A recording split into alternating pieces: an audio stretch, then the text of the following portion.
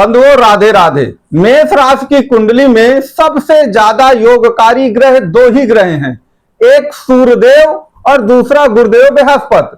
और दोनों में अगस्त से 19 अगस्त से वह गोचर में परिवर्तन होने वाले हैं, जो याद रखिएगा आपके 7.5 के दुख को पूरी तरह से शून्य और जीरो पर ला देगा। क्योंकि 17 अगस्त 2026 के बाद जो सूर्यदेव हैं वह अपनी ही राशि सिंह राशि में प्रवेश कर रहे हैं, वो भी पंचम भाव सफलता के भाव पर। वहीं गुरुदेव बृहस्पति जो है ना, जो कि कर्क राशि में उच्च के चल रहे हैं, वह 19 अगस्त 2026 के बाद शनि के पुष्य नक्षत्र को छोड़ करके बुध के आश्लेषा नक्षत्र में प्रवेश करेंगे। तो सूर्य और बृहस्पति की स्थिति में जो परिवर्तन आ रहा है, याद रखिए शनि की 7.5 की जिस पीड़ा के दंश को आप झेल रहे हैं वह बिल्कुल जीरो पर आ जाएगा।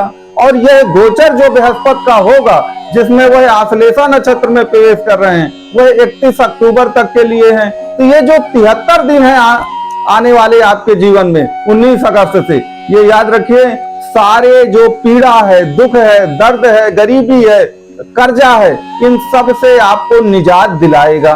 तो आपको इनको अपने पक्ष में कैसे प्रयोग करना है, उसकी चर्चा हम इस वीडियो में करेंगे। तो बंधुओं, आपको मालूम है कि अगर आपकी राशि मेष राशि है तो उसमें सबसे योगकारी जो पहला ग्रह होगा वह सूर्यदेव होंगे, क्योंकि मेष राशि के स्वामी मंगल के सबसे परम मित्र अगर कोई है तो वह सूर्यदेव हैं सबसे पहले। और सूर्यदेव जो है 17 अगस्त 2026 को आपकी सिंह राशि में प्रवेश करेंगे। और सिंह जो है वो मेष से पंचम भाव की राशि है, और पंचम भाव जीवन में सफलता का भाव है।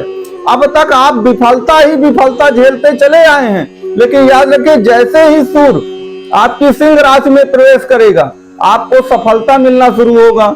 लेकिन कई लोगों का प्रश्न होता है कि महाराज वो तो एक वर्ष में हमेशा जो सूर्यदेव हैं वह सिंह राशि में आते ही आते हैं, लेकिन सफलता तो नहीं मिलती हमको। लेकिन उसका आप जवाब सुनिए। देखिए, सबसे पहले एक चीज याद रखिएगा, गोचर में प्रभाव आपको तभी बहुत अच्छा मिलेगा जब आपकी मूल जन्म कुंडली में भी सूर्य की स्थिति खराब नहीं होनी चाहिए। अगर सूर्य आपकी कुंडली में, जन्म कुंडली में तुला राशि में बैठे हैं, नीच के हो गए हैं, तो अगर वो नीच के हो गए हैं या वो 0 डिग्री में चले गए हैं तो आपको लाभ तो मिलेगा गोचर का, लेकिन वो बहुत थोड़ा सा हल्का सा मिलेगा, पूरा नहीं मिलेगा। तो आप अपनी मूल जन्म कुंडली को भी देखा करिए, उससे आप टैली कर सकते हैं, देख सकते हैं कि वास्तव में आपको कितने प्रतिशत जो है वह इसका लाभ मिलेगा।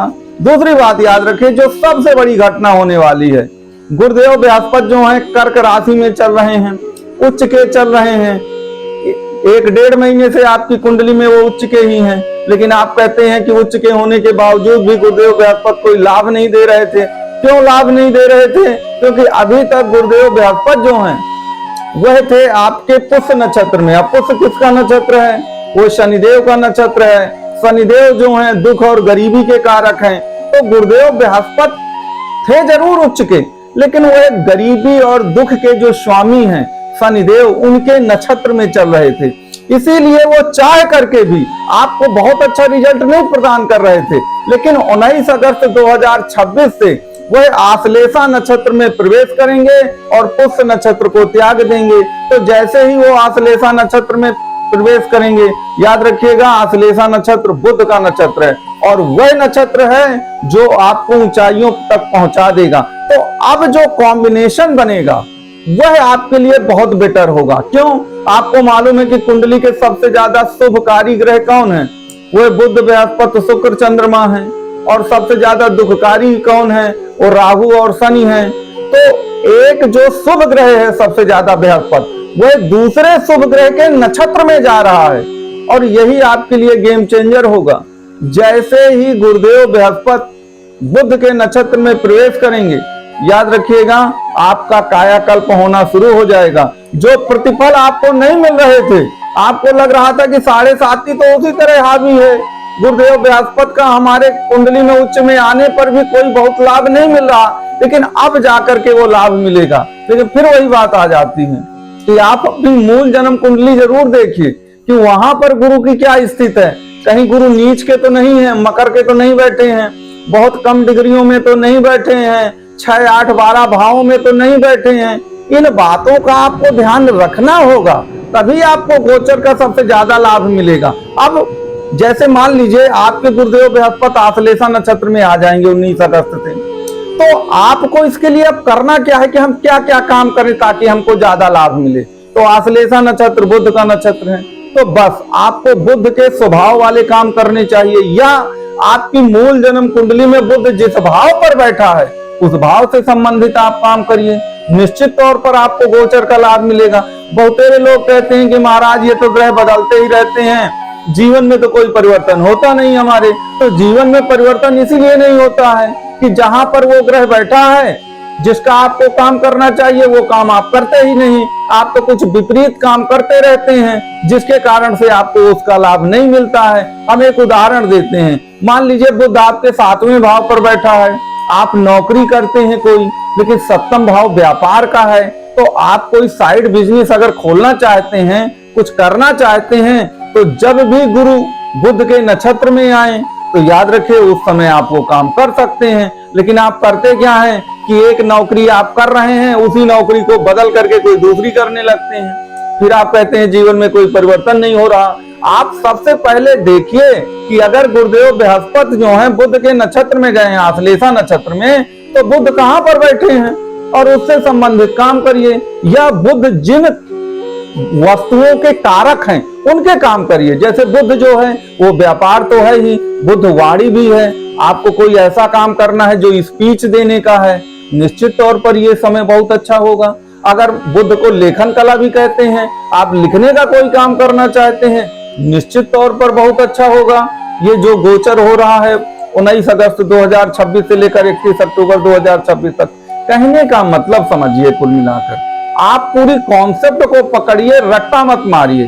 कॉन्सेप्ट यही है कि बुध के नक्षत्र में गुरु आए हैं, बहुत अच्छा है, लेकिन जहां पर बुध बैठे हैं उस भाव से संबंधित काम करिए।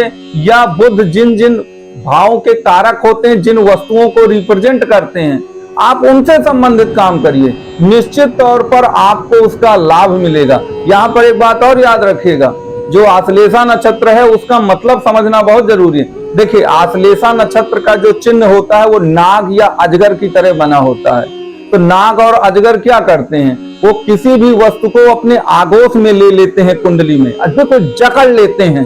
तो याद रखिएगा आश्लेषा नक्षत्र जो है ना, हर किसी को अपने प्रभाव में जकड़ने का भी एक समय होता है। तो जो लोग आपके विरोधी हैं, जो लोग आपसे नफरत करते हैं, जो लोग आपको कहीं फंसाना चाहते हैं, याद रखिए उन सब को अपने प्रभाव में जकड़ने का भी समय होता है। आप अगर कोशिश करेंगे, आप कह देंगे कि नहीं हम तो इस व्यक्ति से बात ही नहीं करेंगे, ये तो हमारा विरोधी है, आप नई शुरुआत करके तो देखिए, आपको उसका लाभ जरूर मिलेगा और निश्चित तौर पर वो लोग आपके आगोश में आएंगे और आप याद रखिए उन पर एक प्रकार की जकड़ बना लेंगे, जैसे अजगर बनाता है। और याद रखिए अजगर की जकड़ से कोई छूट के बाहर नहीं जा पाता, ये आप जानते हैं। तो ये वो समय है कि ऐसी जकड़ आप बनाएंगे, याद रखिए वो आपसे बिल्कुल छूट के नहीं जाएंगे। तो चाहे सूर्यदेव का गोचर हो या जो आपके गुरुदेव बृहस्पति जो हैं वो आश्लेषा नक्षत्र में आ रहे हों, ये दोनों जो गोचरी घटनाएं हैं, याद रखिएगा मेष राशि के लिए बिल्कुल याद रखिए टर्निंग पॉइंट होगा। आप इनका प्रयोग बस करिए। आप ये 7.5 का रोना मत रोइए कि 7.5 है इसलिए कुछ नहीं हो रहा। आप उस दिशा में काम करिए जिस तरह से ग्रह परिवर्तित हो रहे हैं। अगर आप भी उसी तरह परिवर्तित होकर के काम करेंगे तो निश्चित तौर पर यह ग्रह गोचर आपके लिए बहुत लाभकारी होगा और आपको लाभ देगा। अब इस संबंध में ये कैसे लाभकारी होगा, क्या करना है, कैसे करना है, तो आपके ग्रहों की स्थिति कुंडली में क्या है ये तो आप ही हमको बता सकते हैं। तो इस संबंध में अगर आप कोई भी जानकारी लेना चाहते हो तो आप कमेंट बॉक्स में अपनी बात रख सकते हैं और आपको व्हाट्सएप नंबर भी दिया गया है। तो पूरा वीडियो कैसा लगा ये आप हमको जरूर बताइएगा। जय महाकाल, राधे राधे।